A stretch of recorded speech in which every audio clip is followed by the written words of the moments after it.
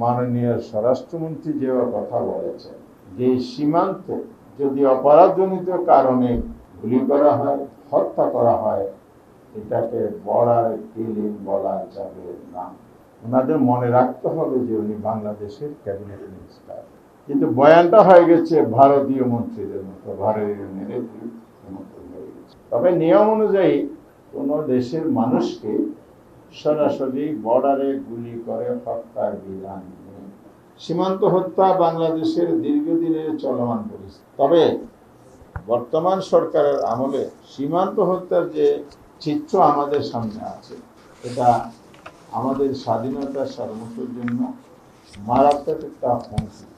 আমরা জানি আমাদের যে বিজেপি ইতিমধ্যে 26টি জেলায় নিরাপত্তা ব্যবস্থা জোরদার করেছে, কিন্তু আমাদের প্রতিবেশী রাষ্ট্র প্রতিবেশী সুলভ আচরণ না করে এখানে অন্যায় এবং বাড়াবাড়িমূলক আচরণ বাংলাদেশের সাথে করে যাচ্ছে। ভারতের সংবিধানেও নাগরিক অধিকার যা নিজেদের নাগরিক একইভাবে বলা আছে, বিদেশি নাগরিকদের তাই সে অধিকার দিতে হয়। কিন্তু প্রতিটি দেশে আছে, আমাদের দেশেও আছে।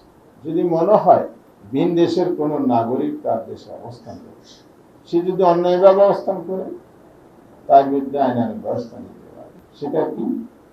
সেটা হচ্ছে গ্রেফতার করতে পারে, 24 ঘন্টার মধ্যে আইনের কাছে সোপর্দ করতে পারে, বিচার রায় যা আসবে সে অনুযায়ী পদক্ষেপ নিতে পারে। ভারত সেই পথে হাঁটে নেই। ফেলানের হত্যাকাণ্ডের কথা আমরা জানি। এ ধরনের সীমান্তের প্রতিনিয়ত যে ঘটনাগুলো ঘটে,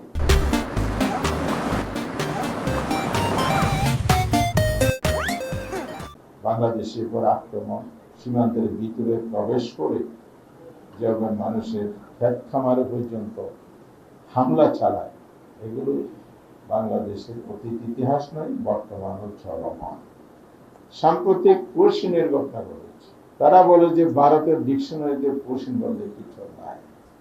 তাহলে আপনারা যে চান বিভিন্ন পয়েন্টে সীমান্তে এতগুলো লোক জোরপূর্বক ঠেলে দেওয়ার চেষ্টা করেছেন, আমাদের বিজেপির সাথে বাংলাদেশের দেশপ্রেমিক জনগণ প্রতিরোধ গড়ে তুলেছে।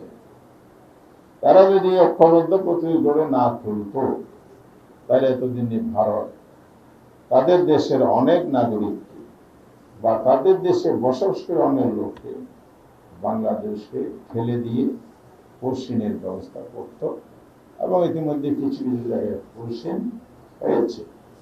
আমাদের এক তথ্য আমরা জাতীয় পত্রপত্রিকায় বিভিন্ন মাধ্যম থেকে দেখেছি, সীমান্তে মার্চ, এপ্রিল ও মে 3 মাসে 50-এরও অধিক স্পটে সীমান্ত এলাকায় পশ্চিমের ঘটনা ঘটেছে।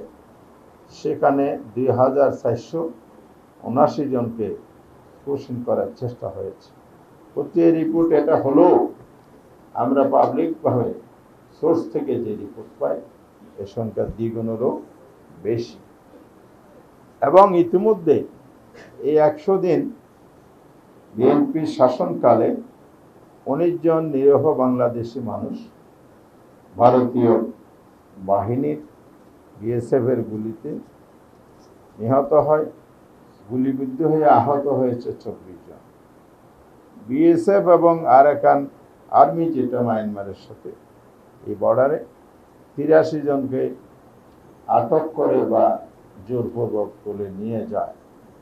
সীমান্ত পরিস্থিতি যা, সরকার সেই ক্ষেত্রে যে পদক্ষেপ নেওয়ার কথা, যথাযথ পদক্ষেপ নিতে বাধ্য হয়েছে। কারণ আমাদের মাননীয় স্বরাষ্ট্রমন্ত্রী যে কথা বলেছেন যে সীমান্তে যদি অপরাধজনিত কারণে কারোর উপর আক্রমণ হয়, হামলা হয়, গুলি করা হয়, হত্যা করা হয়, এটাকে বর্ডার কিলিং বলা যাবে না। আমি অনুরোধ করব, মন্ত্রীদের এই দায়িত্বশীল জায়গা থেকে যখন কথা বলবেন, সংজ্ঞায়িত করবেন, ওনাদের মনে রাখতে হবে যে উনি বাংলাদেশের ক্যাবিনেট মিনিস্টার, কিন্তু বয়ানটা হয়ে গেছে ভারতীয় মন্ত্রীদের মতো, ভারতীয় নেতৃত্বের মতো হয়ে গেছে। এদের বক্তব্য বাংলাদেশে কোনো মন্ত্রী দিতে পারে, এটা আমাদের বিশ্বাস করতে কষ্ট হয়। সীমান্তে যদি কাউকে যদি আপনি ঠেকাতে চান, এটার জন্য আইন আছে, উনিও সেটা জানেন, এটা আমরা বিশ্বাস করতে চাই। সীমান্তে কেউ যদি অপরাধও করে থাকে, সে অপরাধ দমনেরও পদ্ধতি আছে। একটা তো আমি বলেছি ভারতের সংবিধান, বাংলাদেশের সংবিধানের কথা, উনি অস্বীকার করবেন কিনা আমি জানি না, তবে সংবিধানের ওনারা অনেক বেশি অভিজ্ঞ, প্রায় সময় সব কিছুতে সংবিধান নিয়ে আসেন। তো এই জায়গায় সংবিধানের ধারাটা ভুলে গিয়েছেন কিনা, নাকি অন্য দ্বারা প্রভাবিত হয়েছে বলেছেন, এটা একটা প্রশ্ন থেকে গেল। তবে নিয়ম অনুযায়ী কোনো দেশের মানুষকে সরাসরি বর্ডারে গুলি করে হত্যার বিধান